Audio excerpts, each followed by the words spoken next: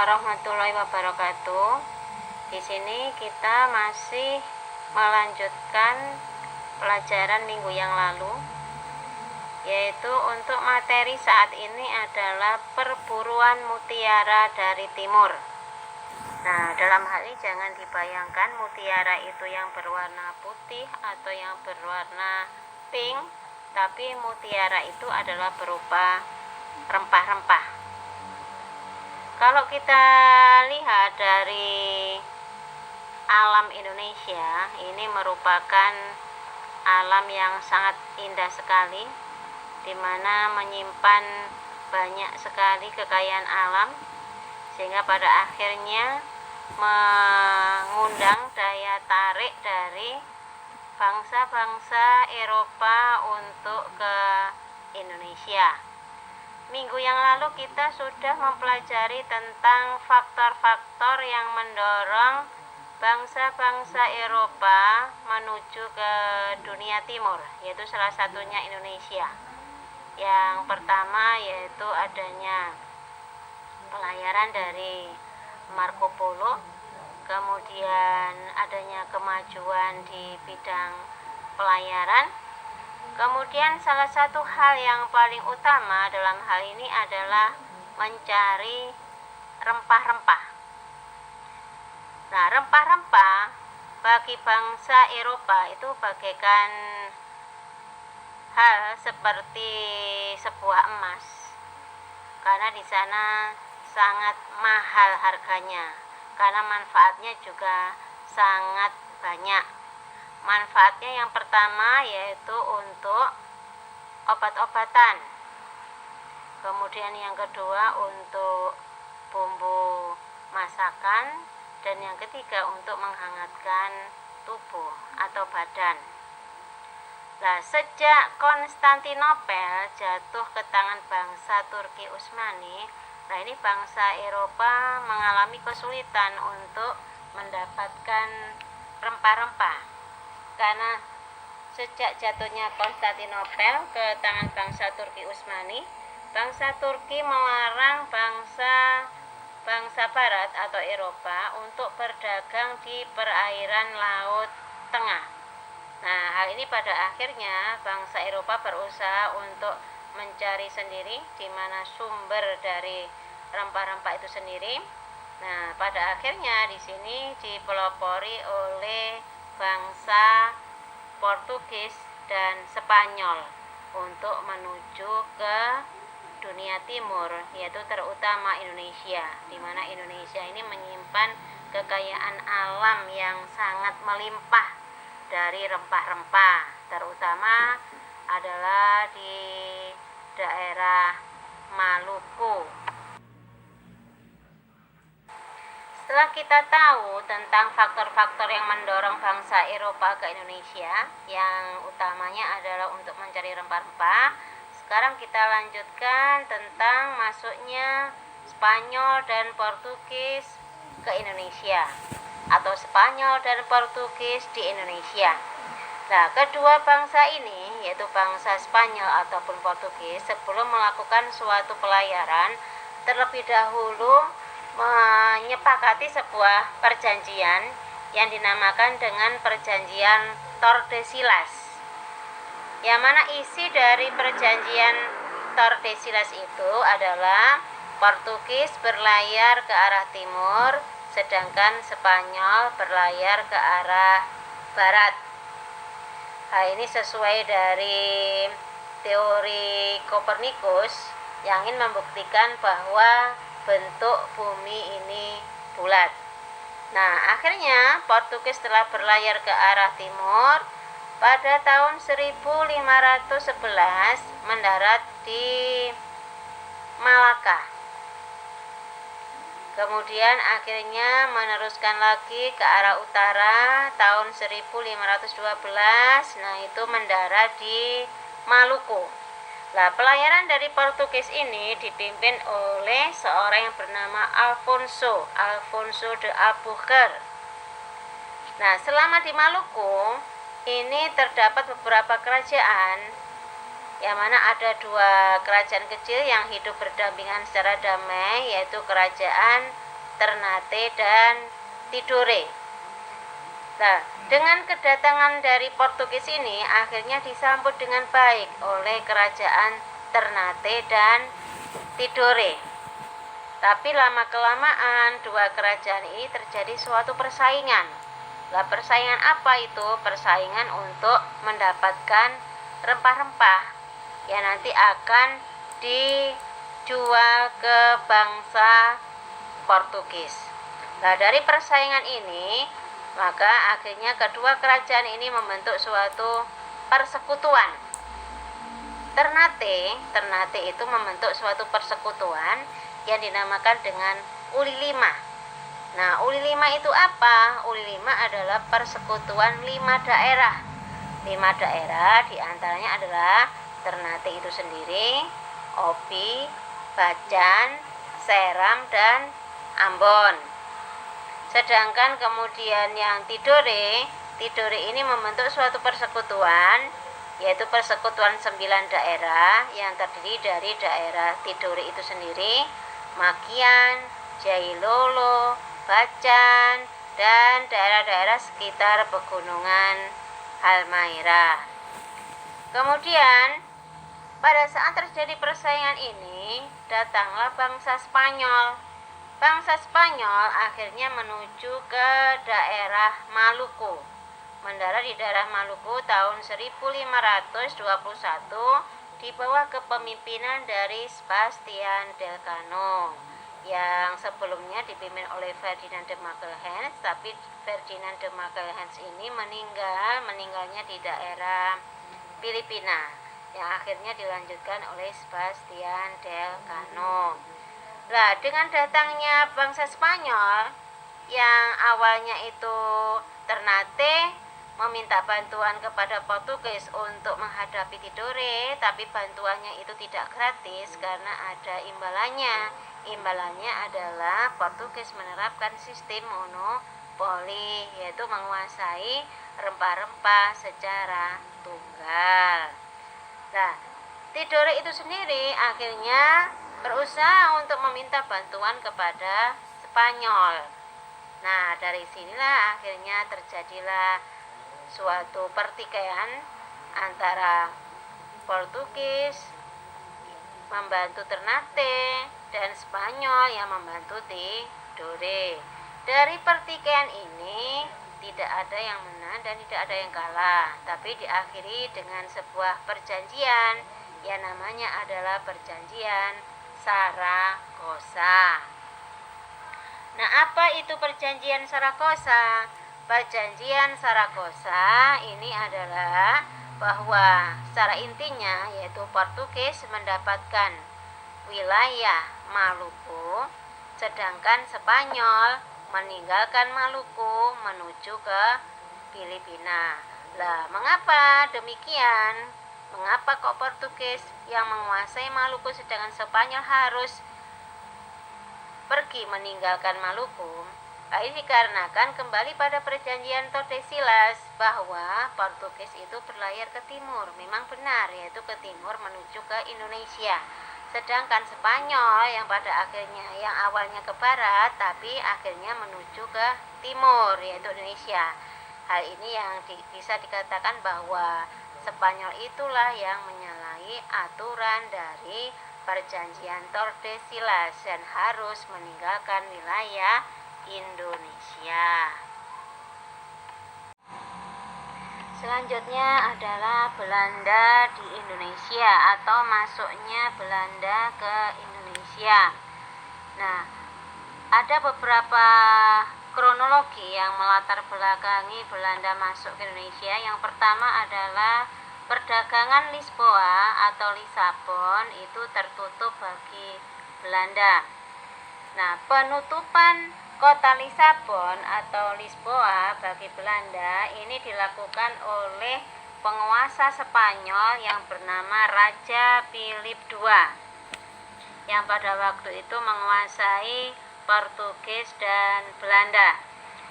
Yang dalam hal ini antara Spanyol dengan Belanda ini memang terlibat suatu peperangan yang terjadi selama 80 tahun. yang akhirnya Belanda berhasil melepaskan diri dari Spanyol, yang kemudian di dalam sejarah Eropa dikenal dengan sebutan Perang 80 tahun.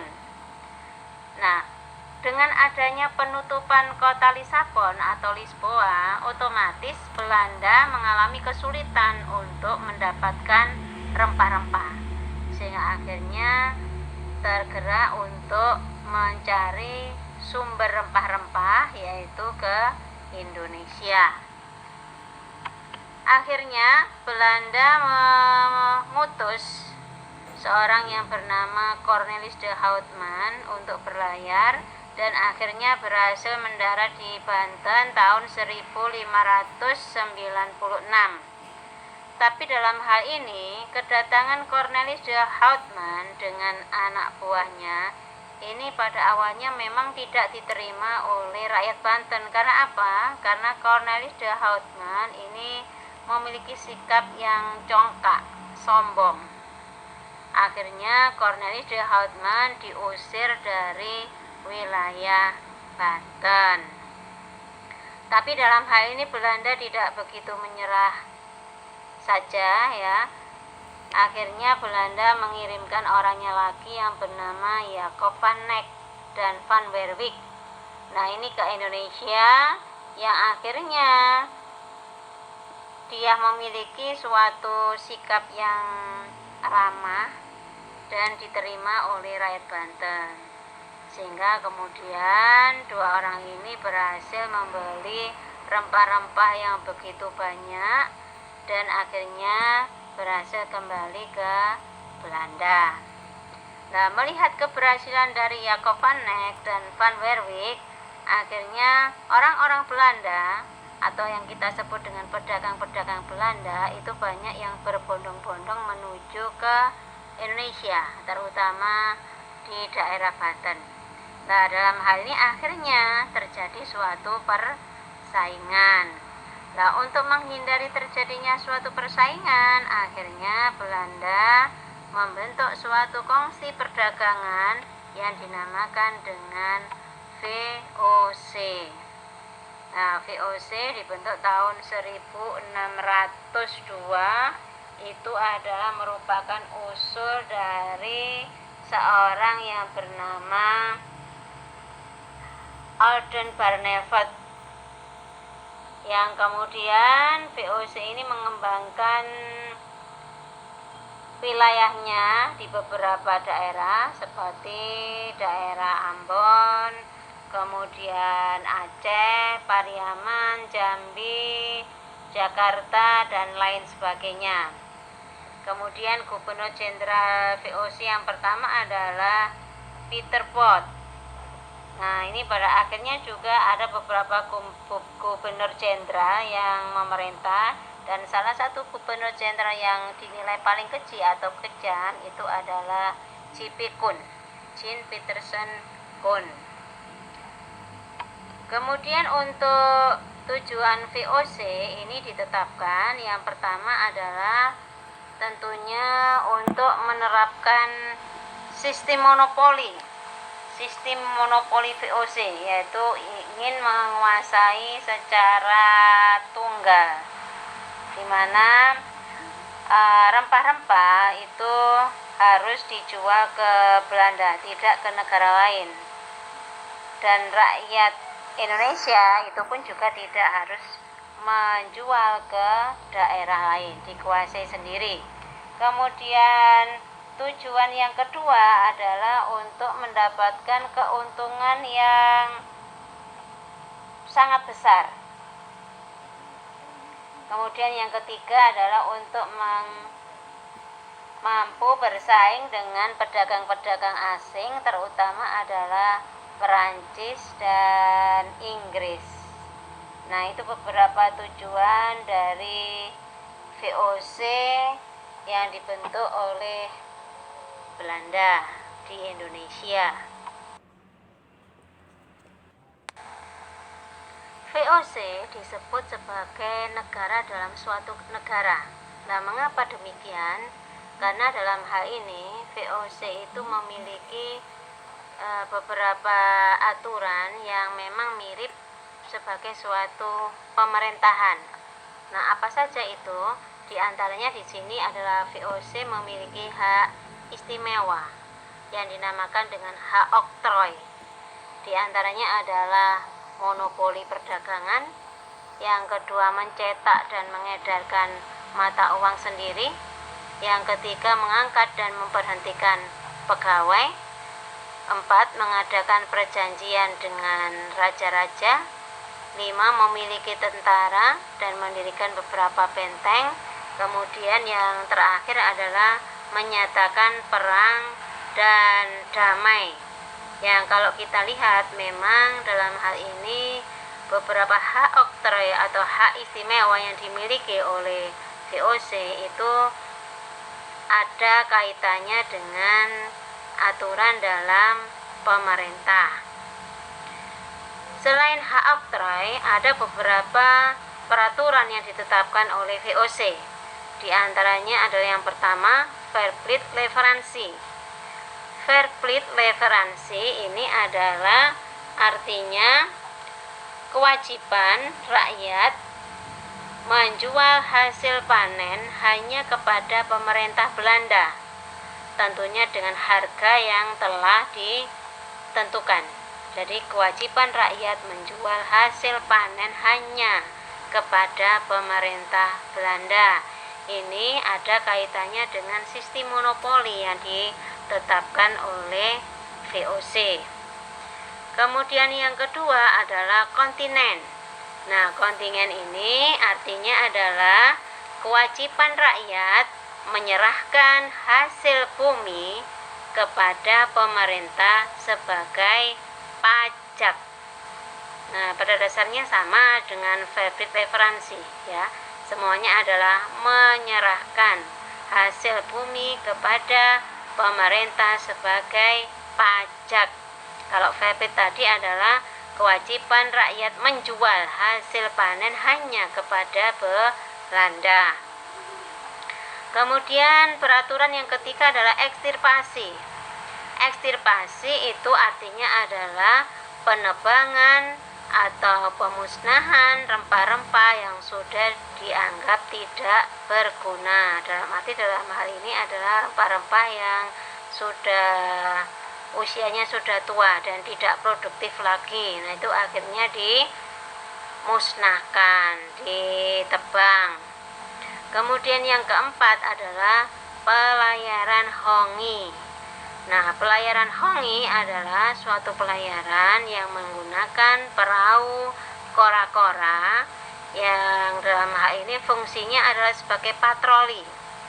Sebagai patroli untuk mengawasi apabila ada pedagang yang melanggar sistem monopoli. Nah, bagaimana bentuknya perahu kora-kora itu? Bentuknya adalah sebuah perahu yang memanjang yang biasanya bisa memuat 10 sampai 20 orang yang dalam menggerakkannya dengan cara mendayung.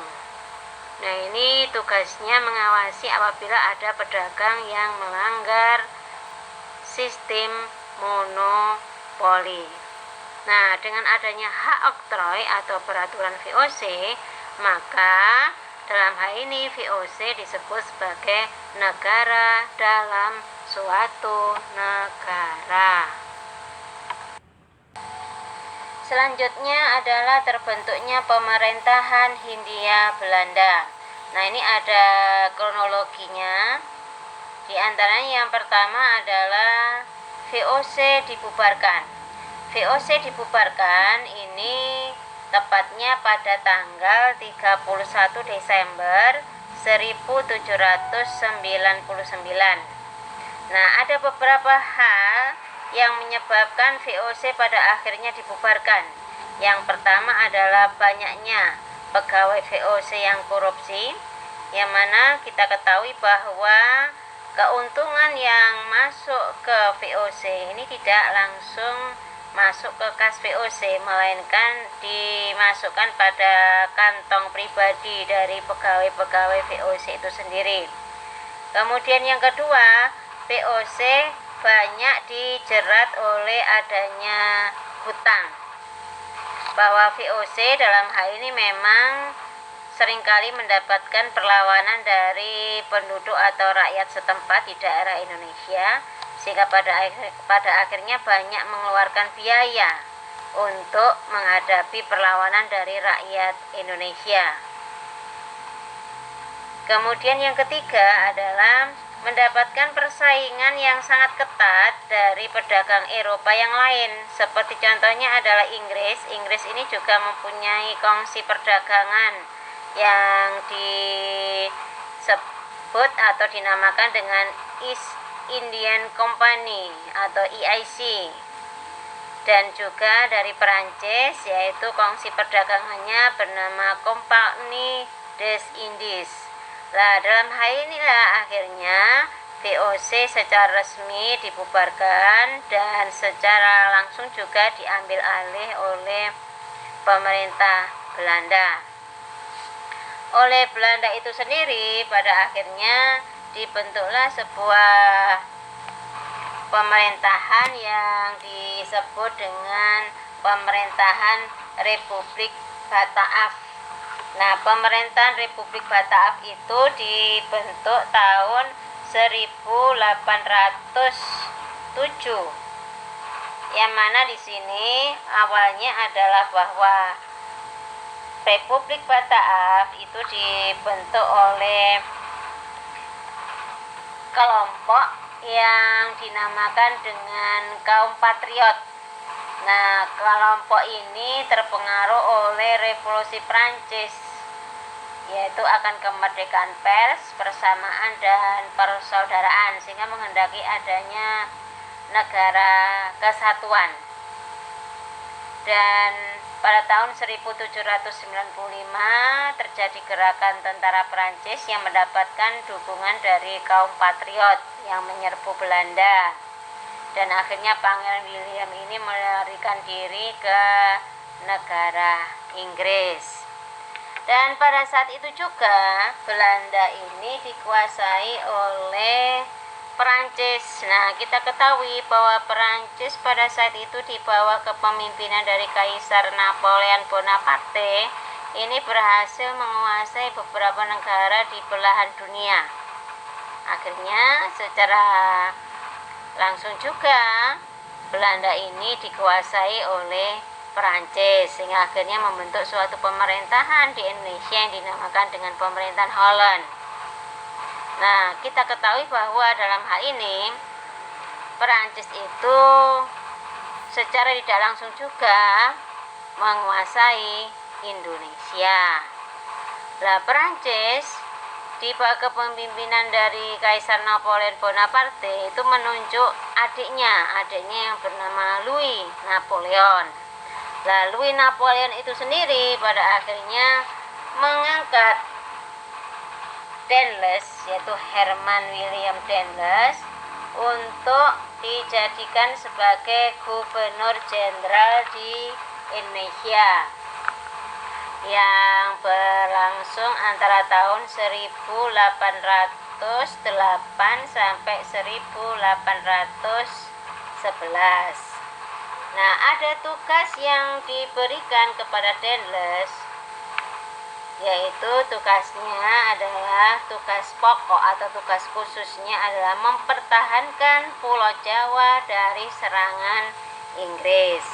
Nah, untuk melaksanakan tugas tersebut, akhirnya Daendels melakukan beberapa hal, di antaranya yaitu di bidang pemerintahan. Ini bisa kalian baca di buku paket kalian, ya, langkah-langkah yang harus dilakukan oleh Daendels agar Pulau Jawa itu tidak jatuh ke tangan bangsa Inggris, atau mempertahankan Pulau Jawa dari Inggris.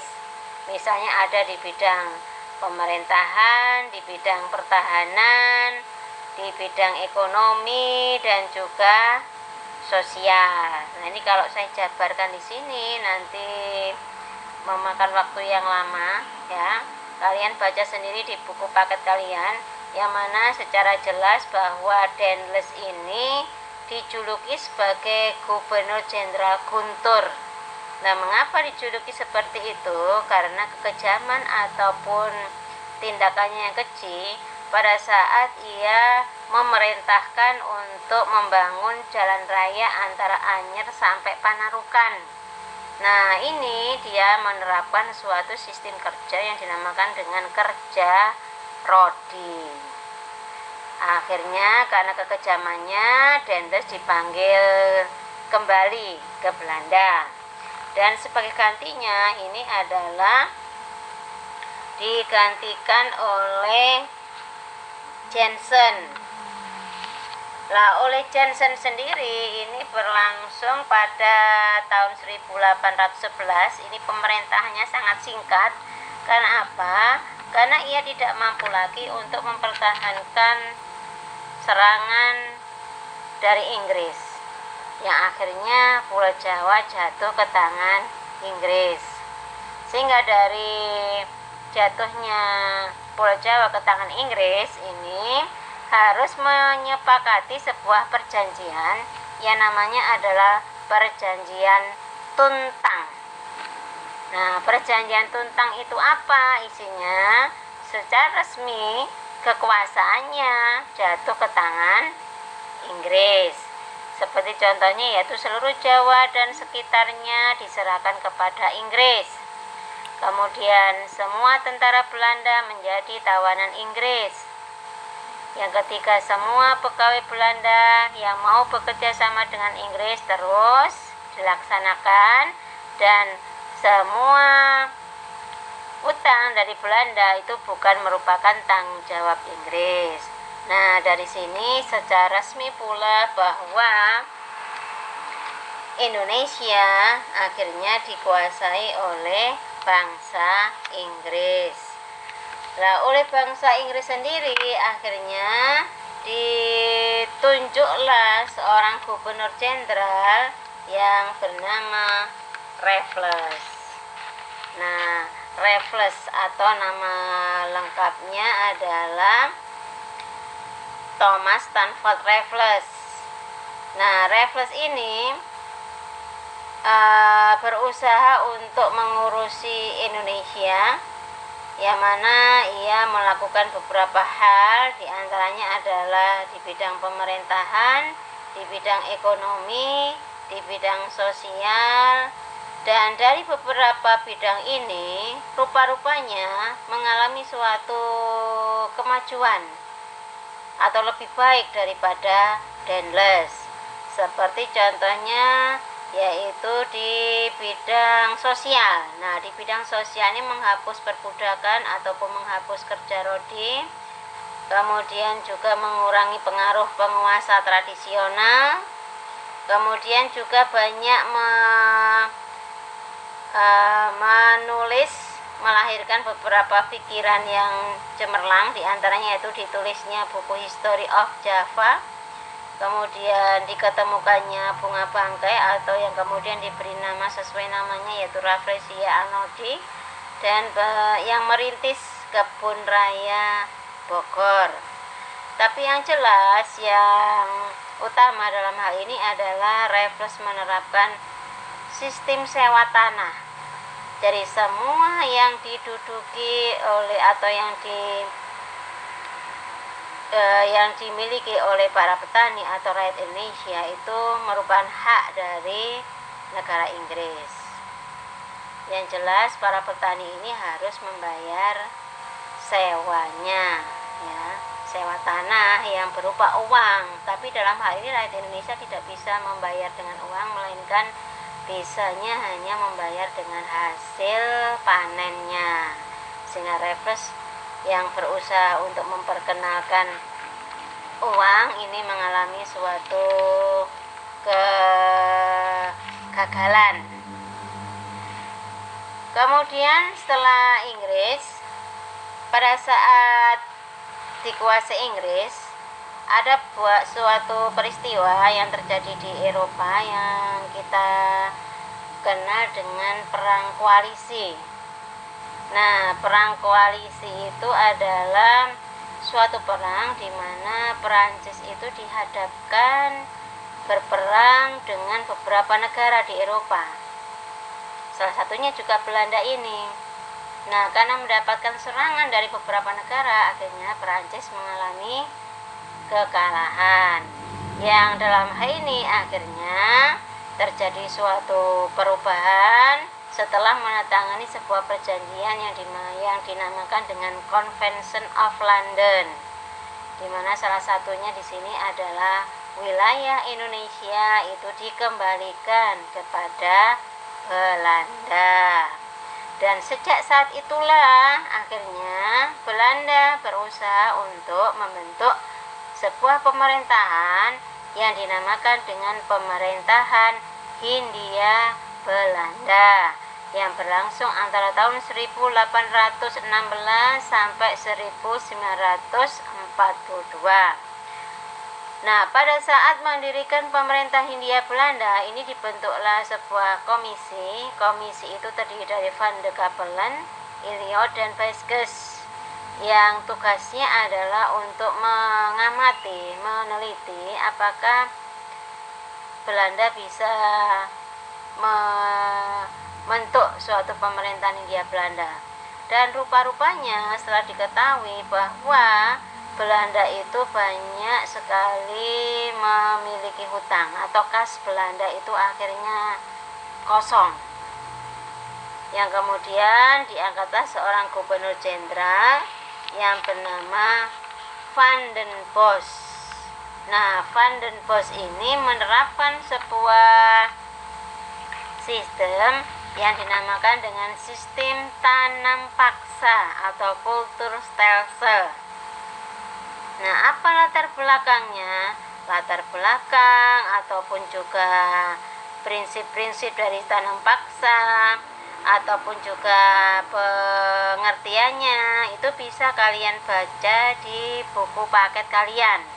Kalau sistem tanam paksa itu suatu sistem di mana rakyat Indonesia dipaksa untuk menanam tanaman yang laku di pasaran Eropa.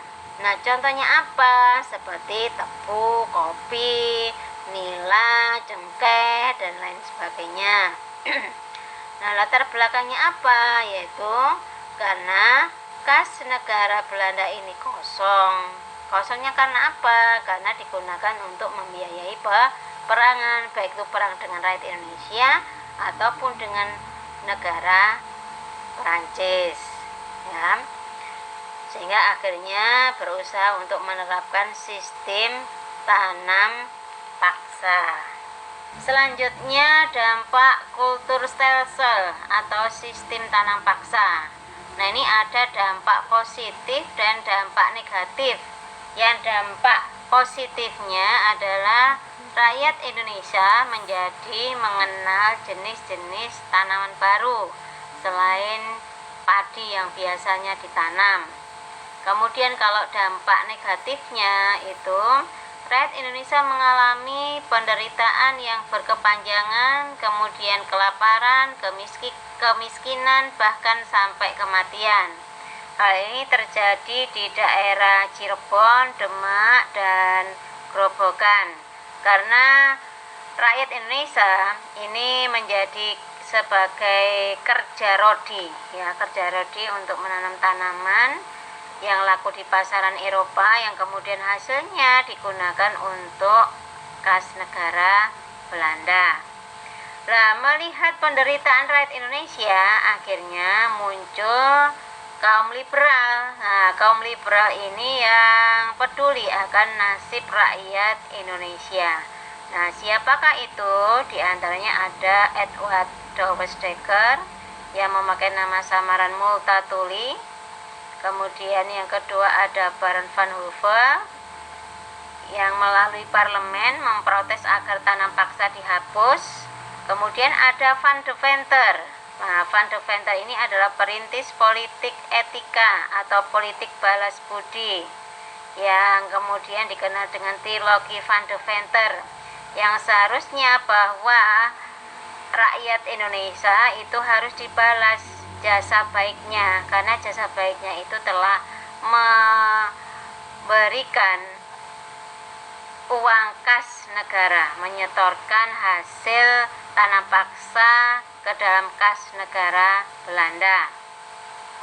Nah, dengan adanya usaha dari kaum liberal ini, maka di Belanda itu sendiri berangsur-angsur telah dihapuskan pelaksanaan sistem tanam paksa, yang kemudian dikeluarkanlah Undang-Undang Agraria tahun 1870.